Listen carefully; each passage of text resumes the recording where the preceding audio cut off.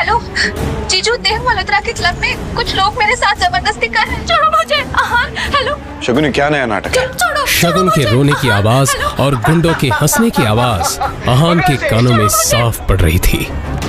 शनाया, मुझे कुछ जरूरी काम है, मैं बस कुछ ही देर में आता हूँ।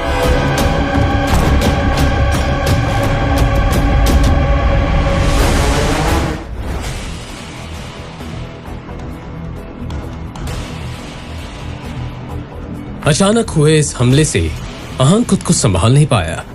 अपनी नाक पर पड़े बंधन से अहान ने निकलने की पूरी कोशिश की थी, मगर अंत में उसका शरीर ढीला होता गया और अहान बेहोश होकर जमीन पर गिर पड़ा। जाहिर था अहान को रुमाल में लगे क्लोरोफॉर्म की मदद से बेहोश किया गया था, और फिर जैसे ही वो बेहोश हुआ, उसके सामने दो चेहरे आकर खड़े हो गए। उनका नाम शौर्य और शगुन था। दोनों के चेहरे पर एक विजयी मुस्कान थी। तभी शगुन ने शौर्य से कहा,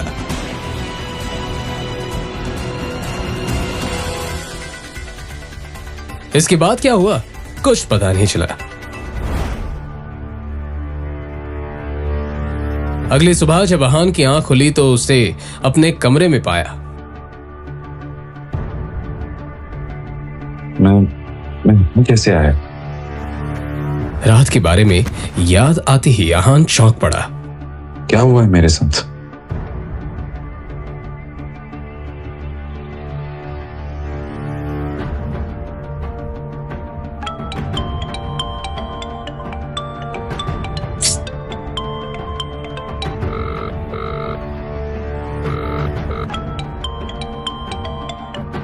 हेलो शगुन, ये क्या खेल चल रहा है? कहाँ हो तुम? मैं जब मल्होत्रा के यहाँ पहुंचा तब वहां तुम नहीं थी, और फिर मुझे किसी ने बेहोश कर दिया, और अब मैं अपने घर में उठाऊं। सच सच बताओ, मेरे साथ क्या हुआ? सस्ते नशे करने की आदत पड़ गई है क्या आपको जीजा जी? देखिए, मैंने आपको कहीं नहीं बुलाया। मैं तो शहर से बाहर हूँ यार। देखिए जीजा जी, मैं बहुत बिजी हूँ। आपकी फिजूल की बातों के लिए मेरे पास बिल्कुल वक्त नहीं, ठीक है? फोन रखिए। इतना कहकर शगुन ने फोन काट दिया। तभी उसके मोबाइल पर शनाया का मैसेज आया। इस मैसेज को पढ़कर अहान ने एक लंबी सांस ली, और फिर उसकी मोबाइल पर विक्रम का फोन आया।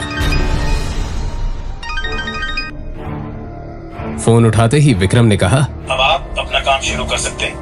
फिलहाल आपके रहने के लिए रोजवुड स्प्रिंग में एक घर बुक कर दिया। आप जाकर देख सकते हैं, मगर उस कार्तिक कोहली से बचकर रहना। वो बहुत ही चालाक है और अपना काम निकालने में काफी माहिर। रोजवुड स्प्रिंग के बारे में अहान ने बहुत सुन रखा था। एक फ्लैट की कीमत भी वहां 50 करोड़ से कम नहीं थी। उसे याद था कि शनाया को ये जगह बहुत पसंद थी। अरे ओ, रुको रुको, कौन हो तुम और इस तरह से अंदर क्यों जा रहे हो?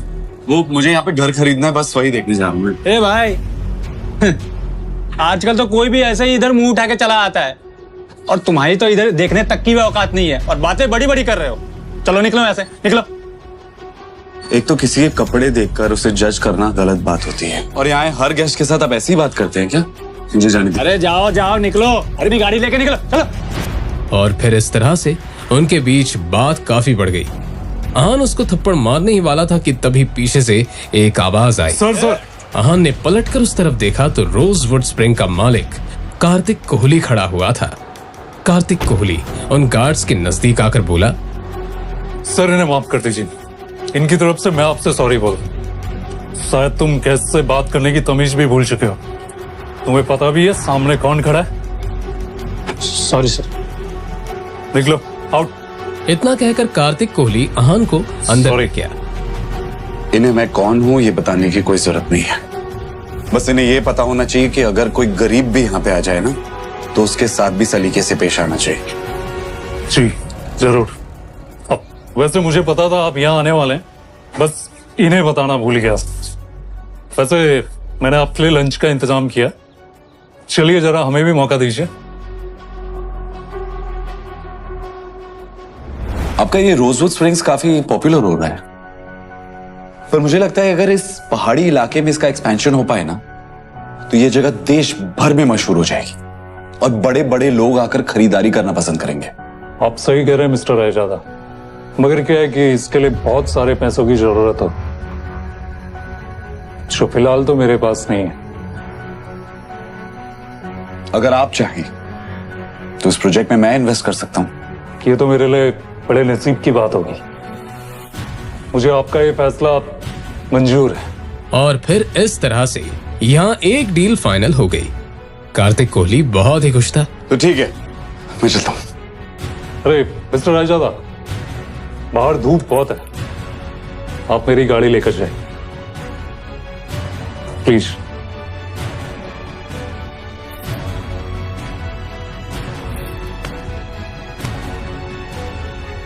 फिर आहान उस गाड़ी में बैठा और ड्राइव करते हुए निकल गया।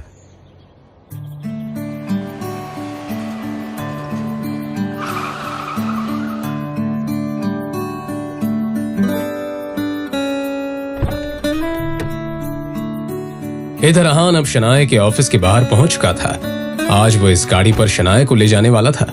बाहर निकलते ही शनाया हैरानी से आहान को देखकर बोली, ये इतनी महंगी गाड़ी रेंट करने की क्या जरूरत थी? अरे आप टेंशन मत लीजिए, इसे मेरे एक दोस्त ने ऑफर किया। आप चलिए चलते।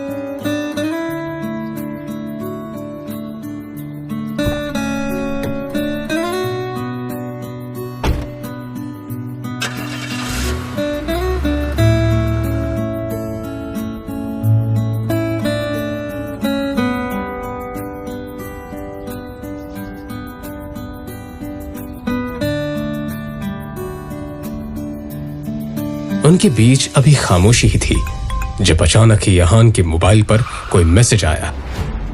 आहान ने एक हाथ उठाकर देखा तो शौर्य का मैसेज था। उस मैसेज को खोलते ही आहान का हाथ लड़खड़ा गया। क्या हुआ? कुछ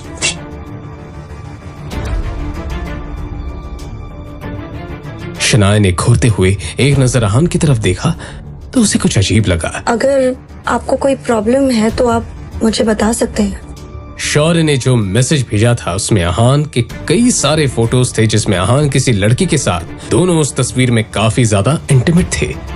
तभी आहान को एक और मैसेज आया जिसमें लिखा हुआ था, तुम्हारी ये सारी तस्वीरें अब शनाया को मिलने वाली हैं, जल्दी घर पहुंच जाओ। ये मैसेज पढ़ते ही आहान की हालत खराब हो चुकी थी।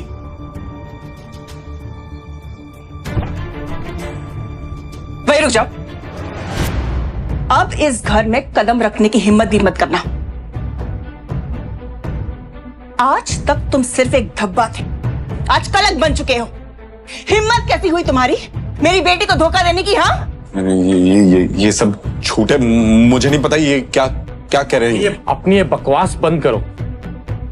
इन तस्वीरों को देखकर कौन विश्वास नहीं करेगा कि ये तुम हो?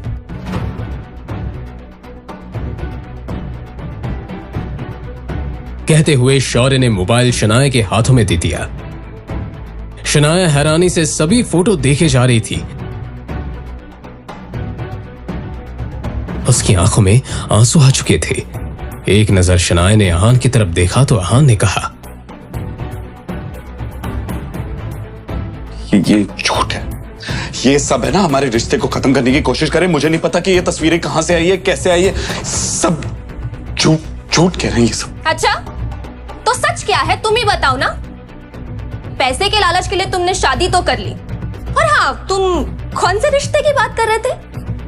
वो जो अब तक बना ही नहीं। शनाया आंखों में आंसू लिए सभी के चेहरे की तरफ देखे जा रही थी। शनाया, सामने डिवोर्स पेपर्स रखे, चुपचाप साइन करो। अब इस आदमी के साथ मैं तुम्हें 1 मिनट के लिए भी बर्दाश्त नहीं कर सकती हूँ। फिर एक बार शनाया ने आहान की तरफ देखा। उसकी आंखों में आंसू देखकर आहान का दिल जोरों से धड़कने लगा।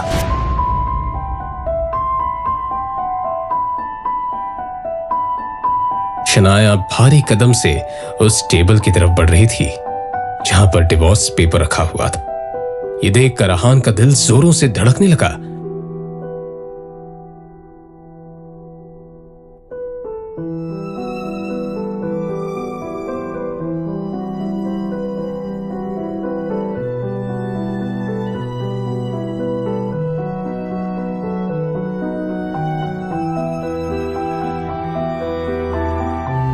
क्या शनाया अहान को तलाक दे देगी या फिर आएगा कहानी में नया मोड़? जानने के लिए बने रहिए इस कहानी के साथ सिर्फ और सिर्फ पॉकेट एफएम ऐप पर।